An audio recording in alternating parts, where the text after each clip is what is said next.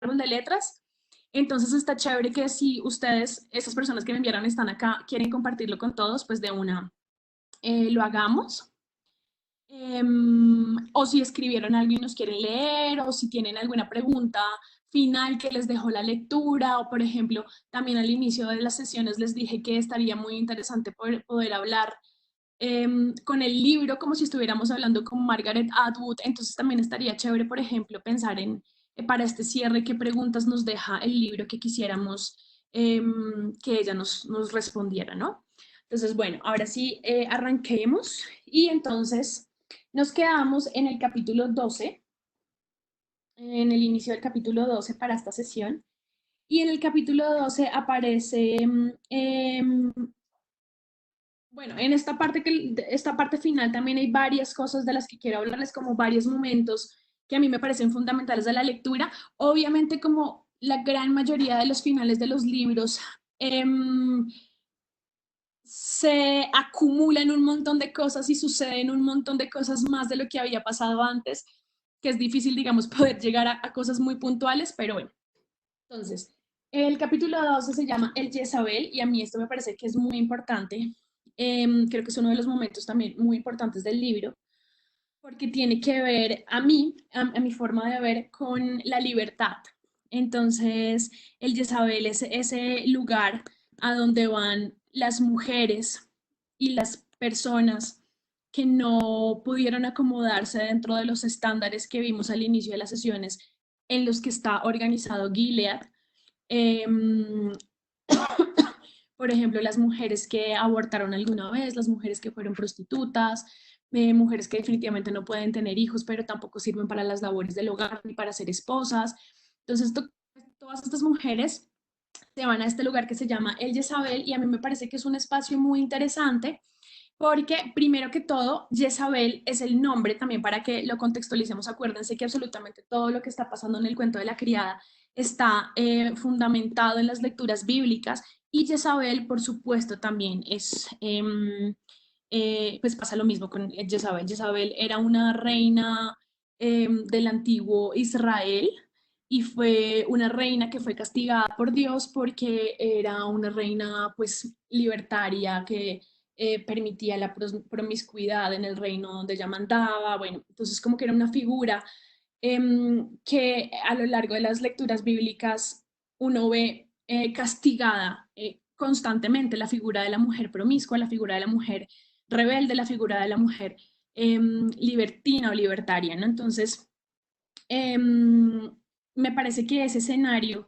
del Jezabel es muy interesante porque tiene que ver, como les dije, con la libertad, pero con qué tipo de libertad. Entonces, en esta última parte de nuestra lectura del cuento de la criada, lo que sucede es que el comandante, como una especie de premio y como creyendo que estaba dándole una sensación de libertad a Defred, la invita a este lugar que es como tal cual una suerte de prostíbulo donde van los hombres de los comandantes a distraerse, a pasar el tiempo con otras mujeres que son diferentes a sus esposas, y que aparentemente parece ser un lugar clandestino, pero obviamente no lo es. O sea, si están todos los comandantes yendo a este lugar, pues hay un permiso de alguna manera, hay una autorización de tener este espacio, ¿no? Entonces, pues Defred va a este lugar y en ese lugar se encuentra con Moira, que si ustedes recuerdan la semana pasada que hablamos de los símbolos, yo les dije que Moira para mí era también un símbolo de libertad y un símbolo también de rebeldía. Y pues bueno, esta mujer está ahí, en ese lugar que es en sí mismo el lugar de la libertad de Gilead. Entonces quisiera que ustedes me contaran también cómo vieron esa parte de la lectura, que sintieron, si lo sintieron también así como, como ese lugar. Mira, Laura en el chat dice algo muy importante. Laura G dice, el comandante decía que era un lugar para hacer los negocios del país. Claro, donde los hombres pueden desinhibirse completamente, donde van y toman lo que quieren tomar, donde están con las mujeres con las que no pueden estar, pero también donde se toman decisiones fundamentales para el futuro de Gilead. Eso también es muy importante, ¿no? Como tenerlo ahí presente. Entonces, eso me parece que es súper importante para arrancar esta parte de la lectura, pero también pasan varias cosas, algunos momentos muy importantes al final del libro que yo quisiera que retomáramos y que repensáramos. Y uno de esos momentos sucede al inicio de esta parte, también al inicio de este capítulo de El de Isabel, y es que Defred vuelve de hacer sus compras con Deglen. Ya definitivamente uno se ha dado cuenta que Deglen hace parte de la resistencia del Mayday, que es la palabra clave para identificar a la resistencia. Y cuando vuelve a la casa se encuentra con Serena Joy, que está en el jardín, tal vez, tejiendo, o está con las flores. Se me escapa en este momento qué está haciendo Serena, pero bueno, está ella en el jardín y Serena la llama y le dice más o menos como, bueno, ¿qué? ¿Ya estás embarazada? Y Defred le dice como, no, pues no, todavía no está pasando. Y entonces Serena le dice, bueno, pues tendremos que probar de otras maneras, le dice así. Y obviamente Defred entiende a qué se refiere, porque si recordamos en las lecturas anteriores, en lo que habíamos leído antes, hay una parte donde Defred va a su cita médica y el médico le propone como, si no puedes quedar embarazada, yo te puedo ayudar. Y con esta propuesta de Serena, cuando le dice, podemos buscar otras alternativas, también le dice algo que a mí me parece que es muy importante y que también da cimientos a toda la construcción de la historia de Gilead, y es que Serena le dice, puede ser muy probable que el que sea infértil sea el comandante. Y eso es una cosa que yo no sé, por ejemplo, si a ustedes les pasó, pero yo no me había cuestionado a lo largo de toda la lectura. O sea, cuando a mí me dijeron, cuando Margaret Atwood me dice a mí, las mujeres son infértiles porque por causa de la contaminación ambiental, por el calentamiento global, yo asumí eso como hecho y son las mujeres las que son infértiles. Y cuando llego a esta parte de la lectura y Serena dice esto, pues por supuesto que cala muy hondo eso, porque uno dice como, claro, pues obvio, o sea, ¿por qué razón el calentamiento global iba a ser exclusivo con las mujeres y quitarles la posibilidad de ser fértiles solamente a las mujeres y no a los hombres, ¿no? Y es muy importante porque entonces obviamente los hombres no asumen la responsabilidad sobre esa situación, como no asumen que ellos podrían ser parte del problema, sino que el problema se lo dan única y exclusivamente al cuerpo femenino y a las mujeres. Entonces me parece que ese punto al cierre del libro es muy, muy importante porque un poco como que derrumba ciertas cosas eh, internas del funcionamiento de Gilead. O sea, si Serena Joy, que es una mujer que hace parte de la clase alta de Gilead, que hace parte de los que organizan Gilead un poco, tiene ese pensamiento sobre los hombres, es porque seguramente hay un montón de otras cosas posiblemente que están siendo tapadas y escondidas en el contexto de Gilead, ¿no? Entonces, eso es otro de los momentos que me parece eh, muy importantes de esta parte de la lectura. Otra parte de la que yo les quería hablar también es que, y no sé si ustedes lo notaron, y es que en esta última parte también sucede que Defred por fin deja que uno vea un poquito más del funcionamiento de Gilead, de lo que sucede en la sociedad afuera de la casa del comandante, de lo que sucede fuera de su cuarto, de su habitación y de lo que sucede fuera de su cabeza también un poco. Entonces, hay un momento que es como una especie de entrega de las hijas a los hombres, un evento que hay en el que están las hijas que posiblemente pueden ser fértiles, vestidas de blanco. En el libro es de blanco, me parece que en la serie es como de un color rosita pálido, según lo que he visto. Y pues es como una ceremonia en la que les entregan a los hombres a sus hijas, que van a ser esposas, por supuesto, porque si son hijas de la alta sociedad, pues van a ser esposas. Ahora me surge la siguiente pregunta, que me parece que no queda muy claro en el libro, y pues se los pregunto a ver si alguno de ustedes lo descubrió en la lectura o si de pronto queda claro en la serie, si alguna de estas hijas de las familias altas llega a ser fértil, ¿sería una esposa o la pasarían a ser una criada también? No sé, no estoy segura de, de ese asunto, cómo se solucionaría. Entonces está ese momento que le muestra a uno un poquito de cómo está funcionando Gilead, cómo funciona socialmente la organización de este lugar, que como hemos hablado anteriormente, es muy poquito lo que Defred le muestra a uno sobre ese asunto, ¿no? Y otro momento que a mí me parece impactante es el momento del castigo y del salvamento, ¿no? Em, Entonces, perdón, es que a veces me sale el chat acá y me pongo a leerlo si se me olvida lo que estoy diciendo. Pero entonces, el castigo, que es una cosa impresionante porque hasta este punto em, solamente habíamos visto que cuando Deglen y Defred salen a hacer sus compras, pasan por el lado del muro y ven los cuerpos colgados de las personas que fueron castigadas, pero fueron castigos que se presentaron, creo que se pasan a través de televisión y ya, pero ellas solamente ven el resultado en el muro colgado. Sin embargo, en esta parte de la lectura vemos que sí hay una participación y hay como una suerte de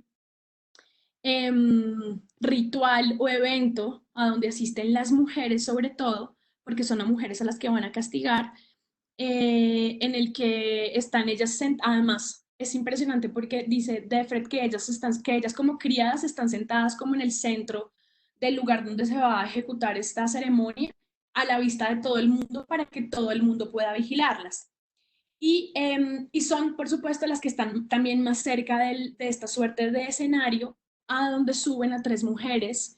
Eh, Creo que son dos criadas y una esposa, y las van a colgar delante de todo el mundo. Entonces es pues un momento muy agresivo también visualmente, porque una cosa es ver el resultado, simplemente los cuerpos muertos colgados en un muro que por supuesto ya es agresivo y ya es fuerte y ya es violento, pero otra cosa mucho más violenta es ver el momento en el que sucede, ¿no? Entonces ese castigo y además que es como el ejercicio que hemos visto también muchas veces en la ficción y también en la historia misma de la humanidad, y es como cuando el castigo se hace de manera pública, es la manera en la que también se le advierte a la comunidad, ¿no? A la población. Es como, bueno, criadas, ustedes van a venir a ver cómo estamos matando a estas mujeres y lo que les puede pasar a ustedes si ustedes llegaran a cometer alguno de estos delitos. Y la señora Margaret Atwood, no contenta con esta imagen de violencia, le agrega una más que es el salvamento, si es el salvamento que se llama así, la parte del hombre que van a castigar. El salvamento, ¿sí? Sí. Que entonces es un hombre que no sabemos muy bien qué categoría social tiene este personaje, pero aparentemente es un tipo que cometió algún delito grave, que en este caso podría ser, por ejemplo, un atentado contra alguna de las criadas o un atentado contra alguna de las esposas, pues porque sorprendentemente, aunque sean un objeto, pues también, como lo hemos visto, son lo más preciado y un atentado contra una criada, pues es un atentado contra una posible vida y un posible hijo, ¿no? Un posible hijo, ¿no? Entonces, el salvamento es un momento que a mí me parece horrible porque es el castigo del hombre, pero también es la, el momento en el que les permiten a las mujeres sacar la ira que tienen contenida, la ira que han venido acumulando todo el tiempo contra contra este hombre, ¿no? Entonces, en una especie de matoneo físico, ponen a este personaje en la mitad que uno no sabe qué es lo que hizo, realmente no, nunca le dicen a uno cuál es la razón del castigo, lo ponen ahí en la mitad y lo agarran a golpes todas las mujeres, un poco castigándolo a él, por supuesto, pero un poco también liberándose ellas, como soltando un poco de toda la represión. Entonces, digamos que ahí eh, eh, el asunto de la libertad vuelve a aparecer. Entonces está la libertad en el espacio del Jezabel, de la prostitución y la promiscuidad y la vida sexual permitida fuera de las casas, y la libertad de castigar a alguien con fuerza y con violencia y con odio, y a través del, pues, sacando todo lo que estaba reprimido, ¿no? Y ese momento me parece súper impactante, me parece impresionante también. Y luego aparece otro momento de libertad. Ahora me confundo si es más adelante o es antes, se me confunde el orden de las cosas, pero aparece otro momento de libertad y yo creo que la libertad definitivamente es como el sujeto más importante de esta última parte de la lectura del cuento de la criada, y es el momento en el que Defred le dice a Serena Joy como, ok, está bien, voy a intentar, como usted me propone, otra cosa para lograr quedar embarazada, y esa otra cosa es acceder a tener relaciones sexuales con Nick, que es el chofer, ¿no? Que es un personaje que habíamos visto ahí como un poco sonriéndole a Defred de lejos, como que parecía que sí, eh, que sí la tenía como le tenía como cierta compasión, que la entendía un poco, aunque nunca hubo un contacto directo. Y además luego Nick se convierte también en el personaje que es un poco el que permite los encuentros entre el comandante y Defred también. Entonces uno como que a lo largo de la lectura no entiende muy bien ese personaje de Nick, y luego sucede esto, el primer momento, el primer encuentro sexual entre ellos, entre Defred y Nick, pero luego se desarrolla una relación entre estos dos personajes que a mí me parece también que vale la pena que hablemos sobre eso, porque yo, pues, es decir, si siente uno al inicio que hay como cierta, eh, como que ellos se reconocen en la mirada y sienten que puede pasar algo entre los dos, pero nunca me pareció tan evidente como para que en esta parte de la lectura Defred sintiera eh, amor, ¿no? Y yo creo que lo que sucede es que en medio de la represión, algo de lo que hablábamos en la sesión pasada, cualquier muestra de empatía, cualquier muestra de humanidad puede ser suficiente para que ella pues se sienta de nuevo como un ser humano, ¿no? Entonces esa relación con Nick me parece que tiene que ver también con el tema de la libertad.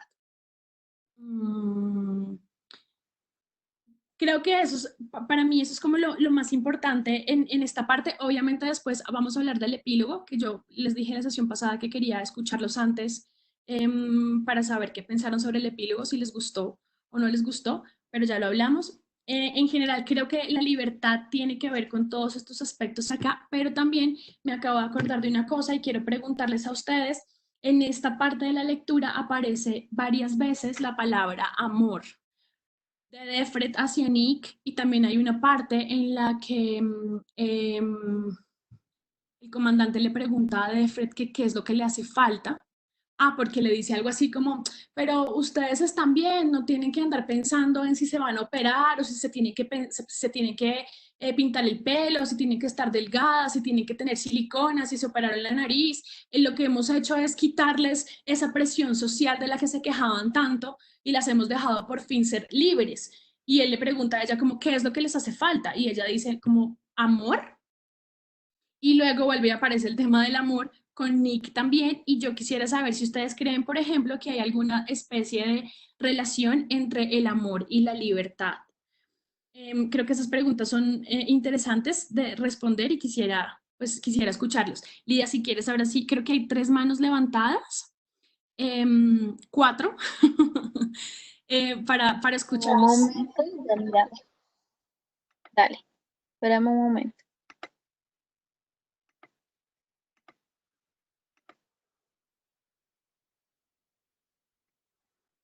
Mira, Natalia Flores, tienes el micrófono activado.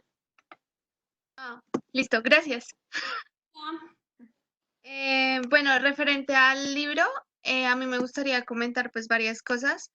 En cuanto a lo de Jezabel, pues me pareció muy curioso algo con respecto a Moira. Cuando Moira le cuenta la historia de Fred, hay un momento donde Defred piensa y dice como que ella perdió esa libertad que la caracterizaba al aceptar esa condición de estar ahí siendo libre sin serlo. Entonces eso me pareció como un poco contradictorio porque pues siempre que ella hablaba de Moira era como esa libertad que caracterizaba a Moira, que siempre estaba como en contra de el status quo, por decirlo así, que mantenía la sociedad de Gilead, pero en el momento en que ella la ve en Jezabel, ella dice como, sí, aceptó esto mejor que ir a las colonias porque ella le dice que le pusieron las dos opciones, le dijeron no quiere ir a las colonias o quiere venirse acá y ella pues aceptó eso antes de ir a las colonias, pero en parte también perdió su libertad, tanto que hay un momento, si no estoy mal, que Efre le dice que será que está drogada o la tienen como ujú. un poco atontada referente a la situación. Eso en cuanto pues a lo de Moira. Lo otro del salvamento, pues si se menciona, digamos que al man que golpean es, pues era un guardián y pues fue acusado de violación y una de las criadas con el que fue acusado pues fue la que terminó siendo colgada, ¿no? Momentos antes. Sí, sí, sí, tienes razón. Y pues obviamente cuando lo golpean pues es Deglen la que le da el golpe como de gracia, por decirlo así, y pues de Fred le dice yo de todas las personas, pues de ti era la que menos pensaba que hiciera eso. O sea, de Sí. todas las personas que estaban acá, y ella al final le dice como, no sé si excusándose, le dice como, pero es que hice que no sufriera. O sea, como que yo lo golpeé para dejarlo inconsciente, pero para que no sufriera los golpes de las otras mujeres. Entonces eso también me pareció supremamente como curioso, porque uno dice como, ok, ¿hasta qué punto está la libertad de que las mujeres se sienten libres para golpear a alguien, hasta matarlo? Pero también como diciendo como yo no quiero que sufra tanto, entonces lo mato primero, lo dejo inconsciente y no sentirá los golpes de las otras, que Ujú. terminarán acabando con su vida. Entonces eso también me pareció como un poco chocante, la verdad. Sí, tienes toda la razón, Natalia, gracias. La razón por la que Deglen golpea al hombre y lo mata antes de que las otras mujeres lo golpeen es porque luego ella le dice a Defred que lo identificó y es uno de los tipos que hacían parte de Mayday, de la revolución, como de los que están un poco organizándose para tratar de liberarse de Gilead, ¿no? Entonces, seguramente Deglen lo reconoció y lo que hizo fue hacerle un favor para que, sí, como tú dices, para que no sufriera. Con respecto a lo que dices de Moira, sí, era justamente lo que yo les estaba contando antes, y es como ese lugar que se llama Jezabel podría ser entendido como un espacio de libertad, pero qué tipo de libertad es el que se está manejando en ese lugar, y no solamente para Moira, sino pues un poco Defred está ahí obligada, no a las malas, sino con violencia, pero pues sí, por supuesto, cómo iba ella a decirle que no al comandante para estar en ese lugar. Entonces, claro, es un espacio que lo hace a uno replantearse y pensar en el concepto de la libertad, como en qué momento alguien es o no es libre. Y de hecho, eh, a mí me hizo pensar, por ejemplo, en la sociedad en la que vivimos hoy en día, y que es una cosa que obviamente hemos escuchado varias veces, no es como algo que yo me esté inventando, en que la sociedad del el mundo capitalista pretende hacerle creer al individuo que es libre mediante la posibilidad del consumo. El hecho de que nosotros, los seres humanos, podamos básicamente hacer lo que queramos con el uso del dinero, nos da el pensamiento de la libertad, pero ¿qué tipo de libertad tenemos cuando la libertad es el consumo? Entonces es como una obligación a consumir y bueno, no sé, yo en esa parte de Jezabel como que hice esa reflexión sobre la libertad y como una comparación con el mundo real, con lo que vivimos nosotros y me pareció como interesante eso, pensar en el consumismo de esa manera. ¿Hay alguna otra mano? Listo. Sí, Laura, está Mateo. Ujú. Hola, Mateo, te escuchamos.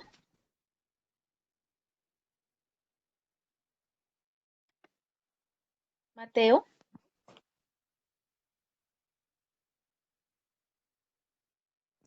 ¿Me escuchan? te Sí, hola. escuchamos. Mi pregunta era sobre la página de Facebook, que en la tercera sesión aparece otra sala, no aparecen los Juegos del Hambre.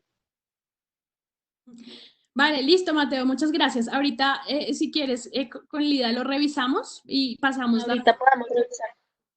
Sí. Dale, ahorita revisamos. Mira, también está Dominic. ¿Ok?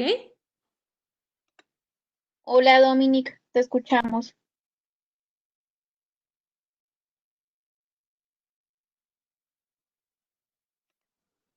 No sé qué pasa.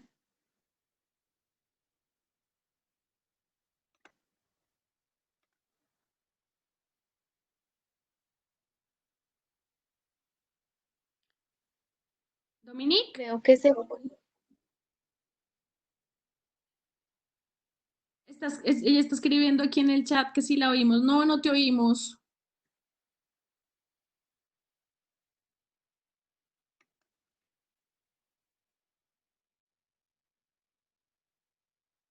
No, no la deja hablar. Si quieres escribir, no sé si quieres escribir, yo leo lo que ibas a decir. Mientras tanto, mientras Dominique Mientras escribe. tanto, podemos ir con otra persona. Ujú. Hay una persona que no sé, no tiene su nombre. Dice como Estefanía. Ah, Estefanía. Bueno, Ujú, Estefanía debe ser. sí. Estefanía, te escuchamos. Buenas noches. Hola, Hola. Estefanía. Hola. Qué pena, es que era mi correo, entré desde el correo hoy. Quería comentar en relación a lo que estabas hablando de Jezabel, ¿cierto? A mí siempre me atrae como los nombres, o sea, como en la literatura siempre buscan los nombres como correctos para dar el simbolismo, para explicar. En este caso usan el nombre de una esposa de un rey para ejemplificar el nombre de este lugar, ¿cierto? Y entonces comentaba eso, cómo es patronizada y clasificada la mujer dentro de o eres una procreadora, que puedes dar a luz como son las criadas, o eres una esposa que estás en compañía, o eres una prostituta, que estás en Jezabels, o eres una mujer, una no mujer que vas a las colonias, o sea, no hay término medio, no hay una mujer completa, no hay una que pueda tenerlas todas. Y eso Ujú. me hacía pensar en la conversación que tenía el comandante con ¿cierto? Donde él les decía que habían quitado todo porque ya los hombres no tenían nada. Entonces, en su afán, en el afán de los hombres de tenerlo todo, pues las clasificaron para tenerlas todas, como Ujú. las querían y cuando las querían. Me pareció muy curioso. Sí, Estefanía, tienes toda la razón. Sí, lo que decíamos hace un ratico del nombre de Jezabel, que además también es otro nombre pues que aparece en la Biblia, como pues porque la Biblia es, el texto bíblico es el fundamento de Gilead. Entonces eso es súper importante. Y lo que dices de la clasificación de las mujeres, por supuesto, pues creo que eso es un poco una conclusión a la que uno llega cuando termina de leer el cuento de la criada y es que pues es una distopía que está basada en, en el cuerpo femenino y en su funcionalidad para el hombre. Y las mujeres están clasificadas dentro de Gilead justamente de esa manera. ¿Cómo? Si eres un cuerpo que sirve para reproducirse o no, y, o si eres un cuerpo que sirve para el placer sexual. Esas son las únicas posibilidades que existen para las mujeres. La existencia de su cuerpo con respecto a la funcionalidad para los hombres, para que les sirve a los hombres.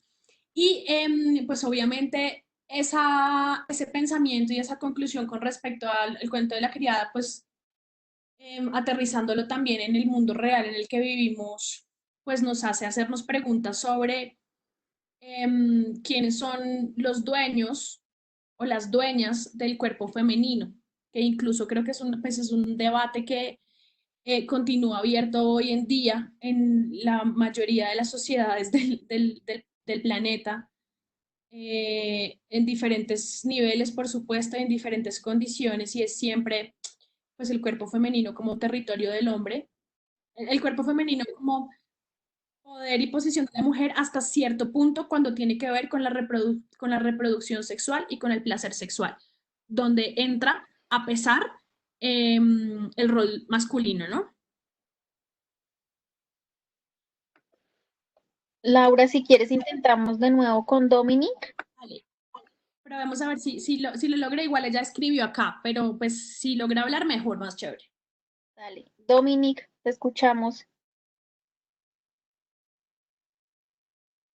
Hola. No, no creo. No, a ver, yo puedo desde acá. No, no me deja. Bueno, no importa. Voy a leer. Dominic, si me das permiso, voy a leer lo que escribiste, ¿sí? Entonces, Dominic dice, me parece muy importante lo que mencionas del consumismo porque somos esclavos de la obsolencia programada y percibida y de la sensación que nos da a nivel social de poder o incluso en una cuestión de autoestima es una realidad. Considero que esta obra, a pesar de ser distopía, tiene muchos temas que podemos evidenciar hoy en día, incluso como en muchas partes el hombre se siente dueño del cuerpo de la mujer y las decisiones que toma sobre él mismo. Sí, pues justamente eso, creo que esas son como las conclusiones a las que uno puede ir llegando con respecto a las distopías. Yo creo que en general, no solamente obviamente en el cuento de la criada, que es nuestro objeto de lectura en este momento, sino con muchas distopías y es, pues claro, la represión de los derechos humanos, aunque sea ficción, aunque sea novela, pues están basados inevitablemente en momentos reales y en la capacidad del ser humano para poder llegar a esos límites, ¿no? Que a mí me parece que eso es lo más impresionante de las distopías y es que yo se los decía también en alguna sesión cuando hablábamos sobre la posibilidad de que esto sucediera y es que uno leyendo el cuento de la criada pues siente que es una situación que podría suceder en cualquier momento, y además porque justamente la manera en la que uno alcanza a ver en ciertos momentos cómo sucedió, cómo es que se llegó a Gilead, pues no es muy lejano en muchos casos de cosas que nos pasan en la cotidianidad, ¿no? Em, digamos que, por ejemplo, y obviamente guardando las proporciones, con las condiciones de aislamiento en las que estamos viviendo hoy en día y que responden, por supuesto, a una razón de ser necesaria y que es lógico que estemos pasando por esta situación, pues lo hace a uno pensar sobre el encierro en el que estaba Defred y sobre las posibilidades de que el mundo más adelante, ojalá no, pudiera llegar a ser algo así. Entonces, claro, pues la distopía se vuelve aterradora cuando uno se da cuenta de que es posible de muchas maneras que eso suceda, que eso suceda. Lo que decías aquí de la obsolencia programada y el consumismo, sí, eso también es una cosa aterradora. Yo no sé si, por ejemplo, y les pregunto a ustedes si el tema del consumismo no los ha puesto a pensar un montón en estos días de encierro, saliéndonos un poquito de la lectura del cuento de la criada. No sé si los ha puesto a pensar el encierro y el aislamiento un poquito sobre eso, sobre la manera en la que consumimos y que a veces no es necesario, ¿no? Como podemos, y que creo que eso es lo que hace tambalear al sistema allá afuera. Y hemos visto que el dólar se sube, que el petróleo se cae, que el dólar se baja, que no sé qué. Pues claro, el sistema se está un poco tambaleando porque los que consumimos, que somos nosotros, estamos encerrados y nuestra libertad no la estamos pudiendo hacer efectiva. Entonces, a mí, por ejemplo, el encierro, una de las cosas que me ha hecho pensar un montón es justamente sobre eso, sobre el consumismo y sobre si la posibilidad de y la libertad de adquisición no es más bien una mentira y nos hemos comido el cuento de una vaina que realmente no necesitamos. No sé, ahí como saliéndome un poquito de la historia. No sé si hay alguna otra manito levantada. No, Laura, estoy mirando, pero no, no, no, Bueno, ninguna. bueno, listo, no importa. Acuérdense si quieren mostrar lo que salió de la lectura del cuento de la criada, si se animaron a hacer algún dibujito, algún escrito, bueno, lo que sea. Em, Hablemos un poquito del cierre del libro. Después de que sucede una cosa espantosísima que a uno le genera mucha angustia, y es que un poco descubren a Defred, que uno pensaba que no iba a pasar, que uno no sabe, o sea, en estas condiciones de distopía, en la que hay tanta angustia todo el tiempo porque realmente el encierro de Defred y la imposibilidad de su vida le genera a uno mucha angustia, la situación de que la hayan descubierto, uno no sabe hasta qué punto es horrible o podría ser una salida, ¿no? Y pues el libro no lo soluciona, lo deja a uno así como en el aire sin saber qué fue realmente lo que pasó. Entonces está Defred en su habitación y Serena descubre. Además, uno no, tampoco le queda muy claro qué es lo que Serena descubrió. No sabemos si lo que Serena descubrió es que Defred siguió manteniendo una relación con Nick después de ese primer encuentro para que ella quedara embarazada. No sabemos, por ejemplo, tampoco si Defred quedó o no quedó embarazada. Y no sabemos si lo que Serena descubrió tal vez fue acabo de darme cuenta que aquí abajo hay otro chat donde ustedes están escribiendo un montón de cosas y yo no los estoy leyendo. Déjenme termino esta idea y los leo y hablamos sobre lo que están escribiendo. No sabemos si lo que Serena descubrió es que Defred estaba teniendo una suerte de relación clandestina con el comandante, ¿no? Que yo no sé, o sea, uno podría creer que eso es mucho más grave que se hubiera dado cuenta de de la relación con Nick. Entonces descubrieron a Defred y aparentemente llega una camioneta marcada con la imagen de Gilead, que nunca hablamos de ella, que es un ojo con dos alas. Y Nick le dice como, tranquila, no te preocupes, vete con ellos. Y le dice algo relacionado con Mayday. Pero por alguna razón, Defred no está del todo convencida. Y al final de esa parte, antes del epílogo, pues la frase con la que cierra el libro no es para nada esperanzadora, pues uno se queda como sin palabras y un poco como con una desazón de no, pues de que no hay un cierre real. Y dice, Defred, subo y penetro en la oscuridad del interior o en la luz. Y ya, y ahí nos dejan. Y a mí eso me parece un final aterrador, aterradorcísimo, porque en serio, pues uno quisiera saber más. Entiendo que en la serie, pues esto va mucho más allá de eso, pasan muchas más cosas. No sé si alguno nos quisiera contar sobre eso, porque pues como saben, no he visto la serie. Voy a leer lo que están diciendo aquí en los Q&A, en las preguntas y respuestas que no las habíamos leído. Entonces, Camila hasta morir dice, hablando de símbolos, pienso que este lugar representa la doble moral de las religiones y el machismo. ¿Te refieres al Jezabel? ¿Sí? Sí, pues yo también creo que es como el lugar.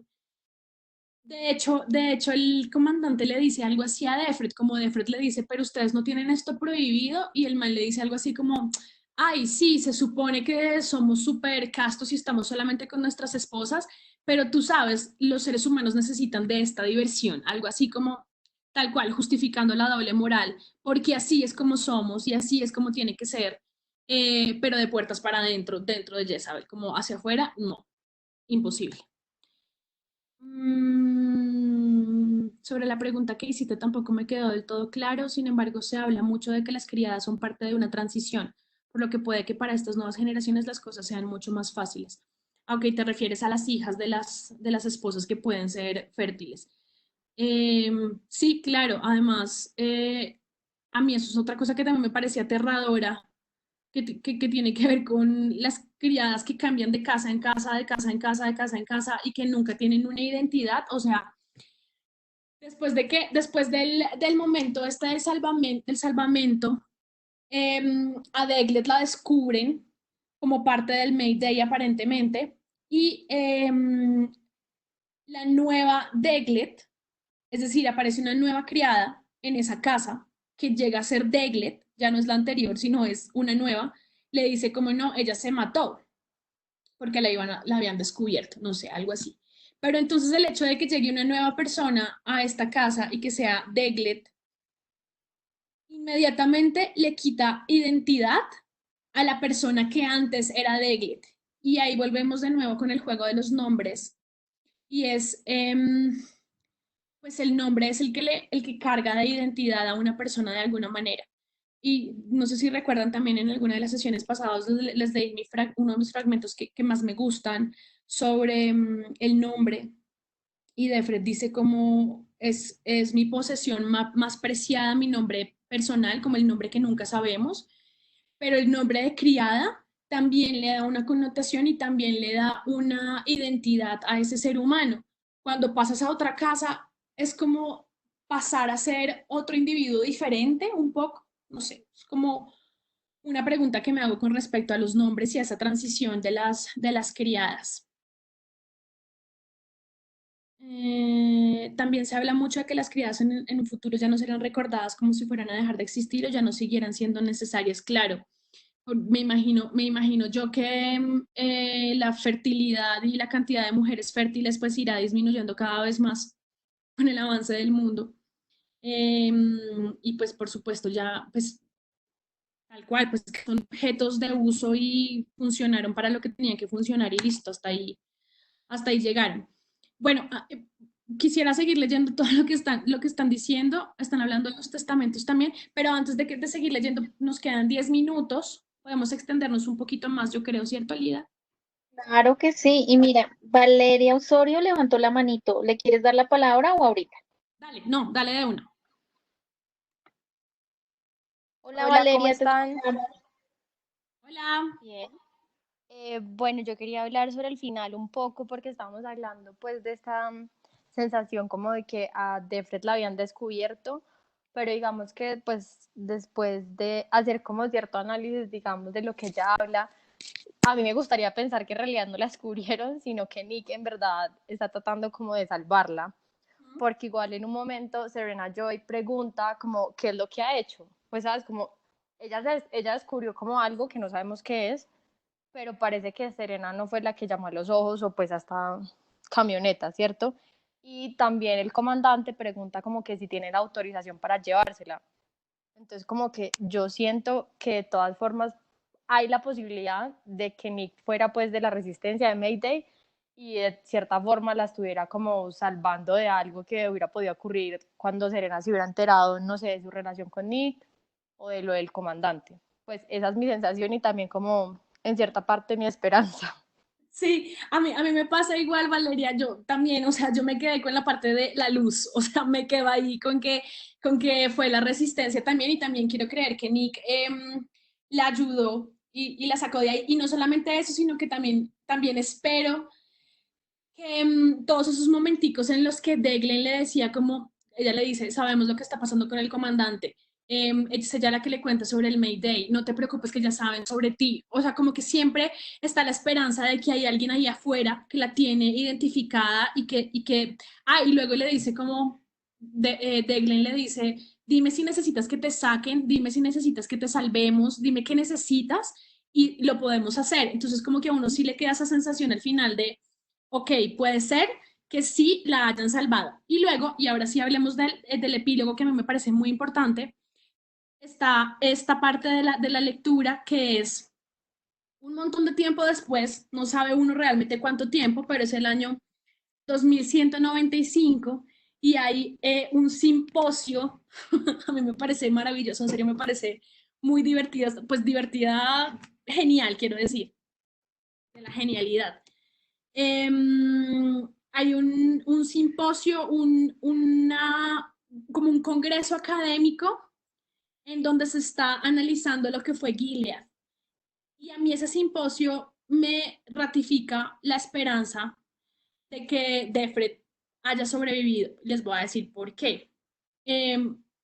Bueno, básicamente, primero, porque lo que uno entiende con esta parte final es que el mundo no se volvió un gran Gilead, gracias al cielo. No fueron exitosos en su proyecto de sociedad y no pasaron más allá de los Estados Unidos y de lo que habían formado. No sabemos exactamente cuánto tiempo duró Gilead, pero por lo menos no fue una cosa que pasara a las fronteras, sino pasó lo mismo en el resto del mundo.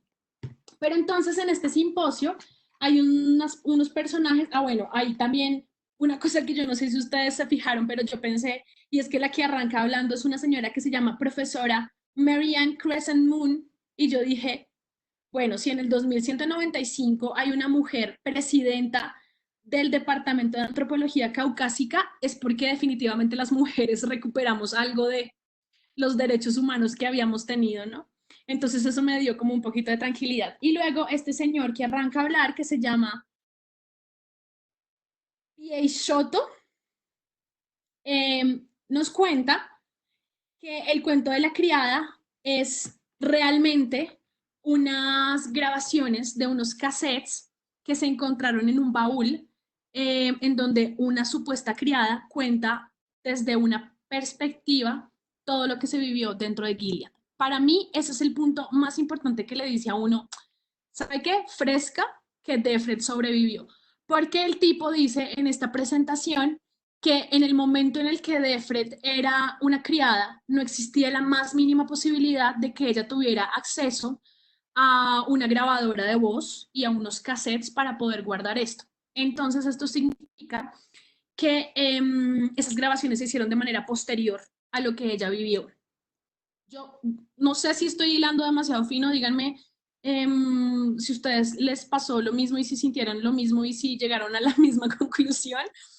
Pero yo pensé eso y además me parece súper interesante que este señor diga que son unos cassettes porque entonces entiende uno la forma en la que está narrada absolutamente toda la novela, porque ustedes se dieron cuenta cuando uno lee el cuento de la criada, es un ir y venir constantemente entre el pasado y lo que le está pasando en este momento a Defred, entre su vida anterior de Gilead y lo que está viviendo en Gilead, y es la forma natural en la que los seres humanos hablamos.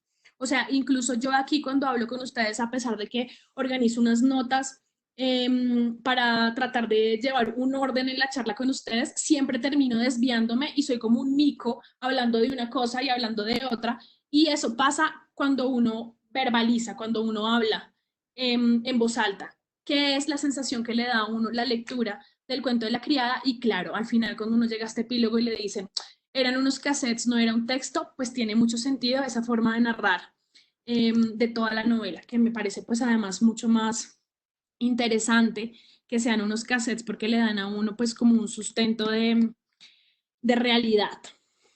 No sé cómo sintieron ustedes el final del libro. Esta parte del libro ha recibido muchísimas críticas, como que hay gente que le parece que no era necesario, que la novela se sostenía solita sin ese epílogo académico. A mí me parece que es chévere, me gusta muchísimo ese final, pero quiero escucharlos si les gustó.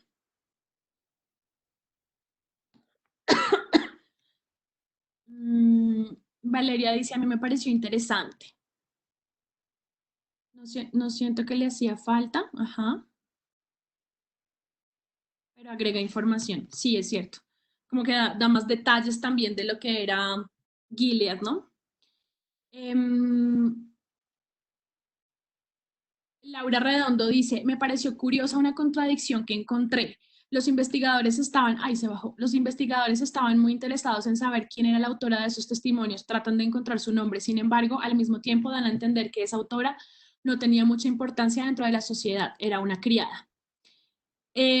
Sí, es muy extraño porque sí están todo el tiempo ellos como pensando quién es y hacen como un recorrido tratando de ubicar al comandante y de hecho le dan a uno muchos detalles sobre el comandante que me parece muy interesante esa parte donde dicen cómo fue uno de los personajes que estableció esta organización y también dan información sobre otro personaje que se llama Jude, creo, que también es como un personaje importante para el establecimiento de Gilead y todo el tiempo es como tratando de perseguir a Defred y lo que dices es cierto, como no es importante Defred per se por ser una criada, sino que es importante por la validez de su testimonio. No nos importa quién era, lo único que nos importa es saber si lo que dijo es o no cierto. ¿Y cómo podemos saber si es o no cierto? Simplemente encontrándola y sabiendo que era una persona real y que efectivamente fue una criada. Valeria dice, sí, que agrega más información, igual siento que me faltaron demasiados detalles, es muy frustrante. Sí, yo sé, uno siempre quiere saber, o sea, yo no sé si es un poco un morbo sobre Gilead, pero uno quiere saber más, quiero saber cómo funcionaba, quiero saber cómo, lo que preguntaban en la sesión pasada, cómo funcionaba el dinero, qué hacían, no sé, por ejemplo, una cosa que yo me preguntaba siempre era como, ¿qué hacía el comandante cuando no estaba en la casa? ¿A dónde iba? ¿Tenía una oficina? O se la pasaba en Jezabel, no sé, como que todo el tiempo esos detallitos que hacen falta que uno quisiera poder ver, pero ahí es a donde vamos, algo que también hemos hablado todo el tiempo y es a la larga esos detalles, aunque uno quisiera saberlos, pues no son importantes porque lo que uno tiene es la reflexión y la introspección de un ser humano que está viviendo una situación horrible y lo único que tendría que importarnos está relacionado con las emociones y con la percepción de ese personaje, ¿no? Entonces, no sé, pues es como dos maneras de sentir el libro que está muy chévere y creo que nos pasa a todos las dos maneras al tiempo. En el siguiente libro, dice Diana Torres, en el siguiente libro de los testamentos se habla sobre las hijas de las esposas y cómo sigue ese miedo de no ser fértiles, así que en realidad las criadas siguen siendo parte del sistema y no son un periodo de transición. Ok, bueno, interesante. La verdad, después de releer esta vez el cuento de la criada, pues me dieron muchas más ganas de leer los testamentos. Así que seguramente pues voy a darle una leída. Estaría chévere también si quieren después en otros espacios nos podemos encontrar si alguno quiere que leamos los testamentos, incluso podríamos darle continuidad a este club de lectura, si les parecería chévere, si quieren pongámonos en contacto a través de mis redes sociales, ya les dije, es @árbol de letras en todas partes, y estaría súper chévere que pudiéramos leer los testamentos juntos y que podamos hacer una continuación de este club de lectura, porque no, me parecería interesante. Diana Torres dice también, el final es una genialidad, es un giro narrativo interesante y que deja aún más el suspenso. Sí, completamente de acuerdo. O sea, se queda uno ahí colgando como... Natalia Flores dice, me pareció curioso lo de Serena Joy porque ese no era su nombre, esa fue una creación de la misma Defred. Claro, ella un poco, es que no, lo que decía, ¿quién decía esto acá arriba? Esperen, miro. Laura Redondo, sobre la confusión que le deja a uno eso, porque al parecer Defred quiere también como proteger a ciertos personajes dentro de su narración. Entonces, bueno, y eso es otra cosa de la que también hemos hablado un montón aquí, y es como en esta parte del simposio ratifica uno la intención que tiene Defred de ser escuchada o de ser leída. Pensábamos antes que era la intención de ser leída, y ahora es como si ella grabó estos cassettes es porque definitivamente tenía la intención de que alguien la escuchara, de que hubiera un oyente en el futuro que entendiera por lo que ella había pasado.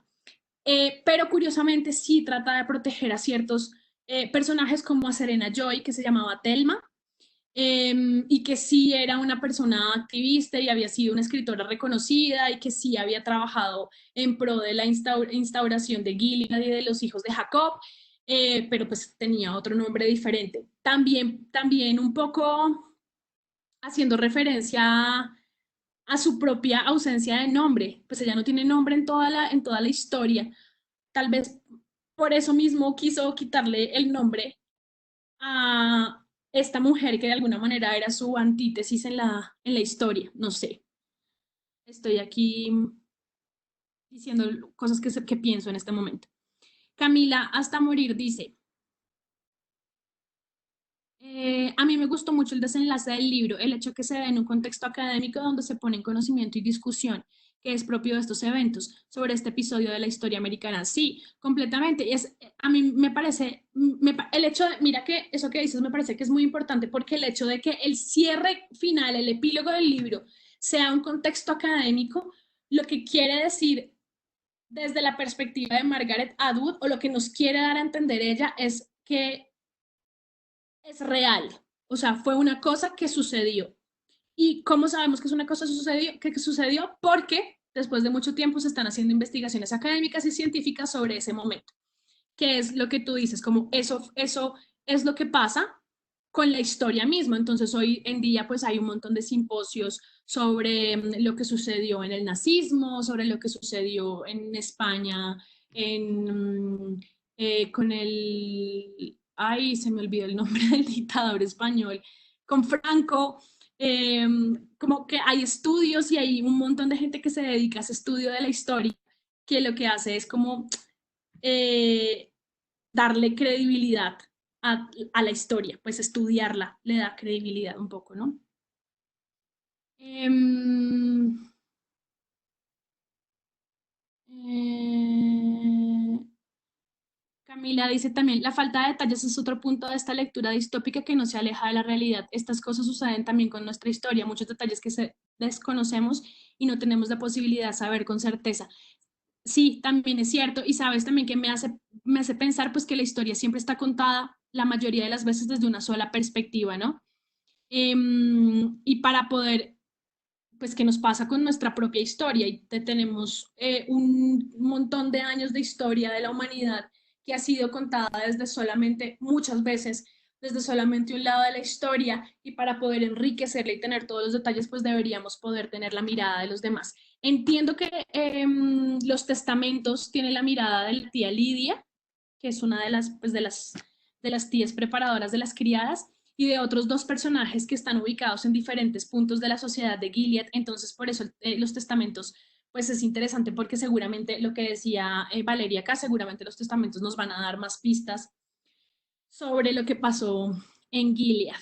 Y Mateo dice, Margaret nos quiere dar a entender que puede haber otro libro. Claro, seguramente. O sea, yo no sé, eh, pasaron, a ver, este libro es del 85, habíamos visto, es de 1985, y en el 2019 salieron los testamentos. Soy muy mala para las matemáticas, 30 años, más de 30 años entre un libro y el otro. Yo no sé si ella, cuando terminó de escribir El cuento de la criada, pensó en la posibilidad de que hubiera una segunda parte, una tercera parte, y yo creo que ahora, hablando de la serie, pues eso es un efecto de la serie. Como la serie tuvo tanto éxito y la señora Margaret Atwood hizo parte del equipo de guionistas de la serie, seguramente en ese desarrollo de la serie dijo como, venga, pues ¿por qué no darle continuidad a la historia también en los libros? Y de ahí sale los testamentos. Valeria dice, me pareció curioso lo que dicen en el simposio sobre los nombres de las tías, que dicen que están relacionados con productos o marcas, y jamás lo relacioné. Sí, yo tampoco. La verdad, ese pedacito como que me pasó un poco de largo porque no lo relacioné tampoco con los nombres de ellas. Antes me pareció extraña esa relación. No sé si hay alguna otra mano levantada. Les voy a compartir, si les parece, les voy a compartir mi No, por ahora no, no tenemos, Laura. No, no. No importa, está muy bien, está muy chévere que hayan estado acá y hayan participado. Yo les voy a compartir mi pantalla porque yo sí les quiero mostrar la ilustración que hice. Es una ilustración obviamente súper sencilla. Y les quiero contar, ya de esto les hablé la sesión pasada, que a mí me parece que son los símbolos más importantes. Ay, pero ¿sabes que no me deja compartir pantalla? No me aparece la opción.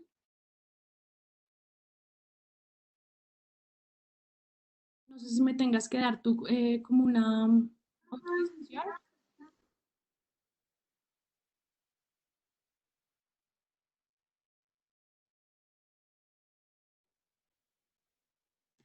Espérame, ya estoy mirando. Listo.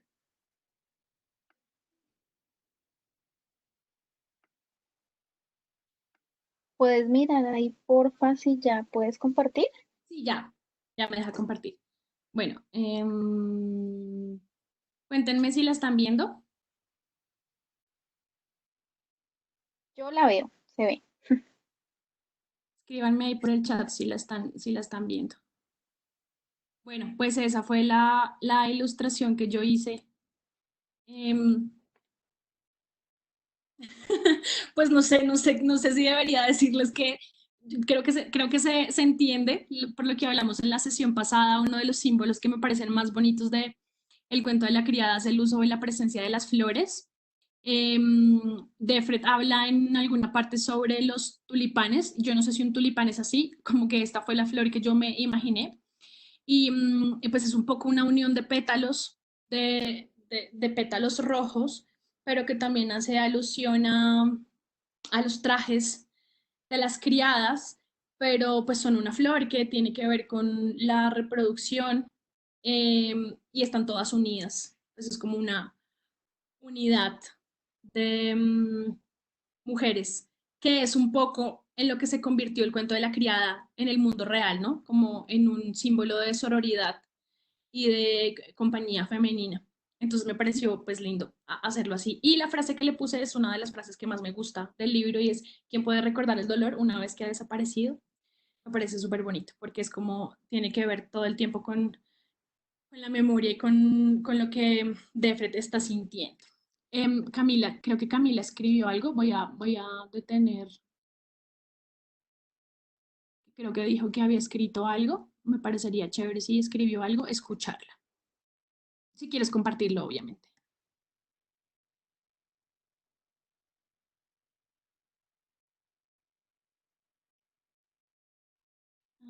Yo escribí sobre la igualdad en el marco de un concurso por el libro La Fil Pro, ¿sabes? Me inspiré mucho en este libro. No sé si no te gustaría leerla. Sí, si quieres, levanta la mano para que te demos aquí la palabra y te escuchamos.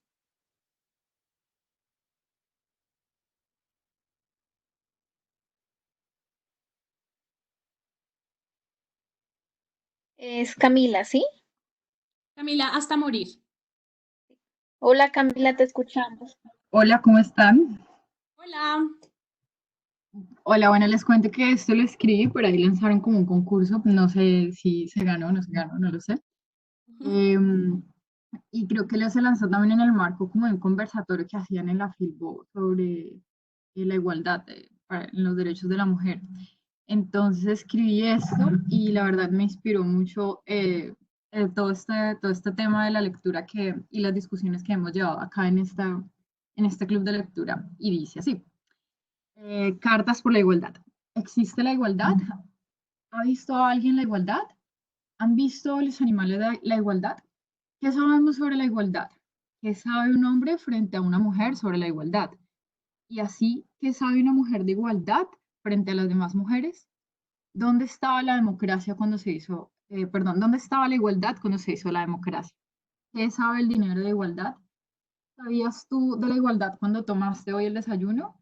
La conciencia no sabe de igualdad, ella solo sabe de razones.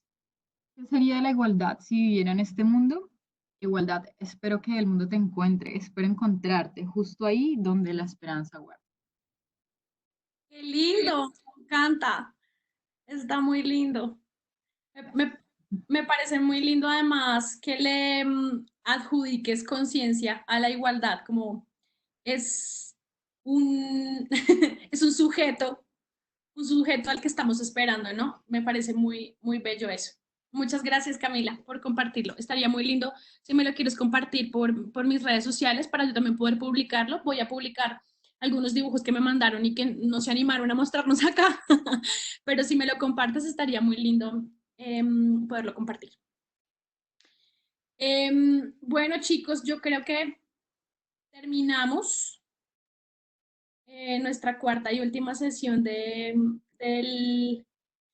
cuento de la criada, este espacio tan bonito que nos dieron nuestros amigos de la Feria del Libro de la Cámara Colombiana del libro para sentarnos a hablar. En serio, muchísimas, muchísimas gracias a todos los que estuvieron acá. Muchísimas gracias por ser constantes, muchísimas gracias por haber leído el libro conmigo.